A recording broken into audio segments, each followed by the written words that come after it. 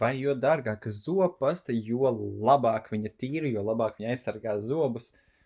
Jā un nē, protams, ja jūs pērkat visu pašu lētāko, ko vien var dabūt, nu tad viņa droši vien arī pamatā varbūt notīra tos zobus, bet tur iekšā iespējams būs lētākas, vai varētu sakot, zemākas kvalitātes sastāvdaļas, iekšā varbūt būs kaut kāds sastāvdaļas, kas it kā aizliegtas nav, bet tajā pašā laikā dažos pētījumos var parādīties, ka viņas ir nedaudz kaitīgas veselībai, ilgtermiņa lietošanā un tā tālāk.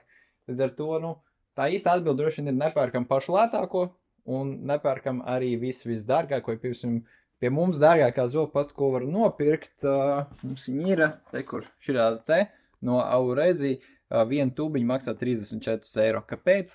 Tāpēc, ka tur iekšā ir 24 karātu zelta daļiņas. Vai tas kaut kādā veidā ļoti uzlabos jūsu zobu veselību? Visticamāk, ka ne, tas vairāk ir mārketings, prikola pēc, dāvana tiem, kam dzīvē jau viss ir, var uzdāvināt zobu pastu ar reālām zelta daļiņām. Bet, ja mēs ņemam tādu vidusmēru cenu starp 4 un 8 eiro, visticamāk, ka lielākā daļa no tām zobu pastām būs jau ļoti, ļoti labas.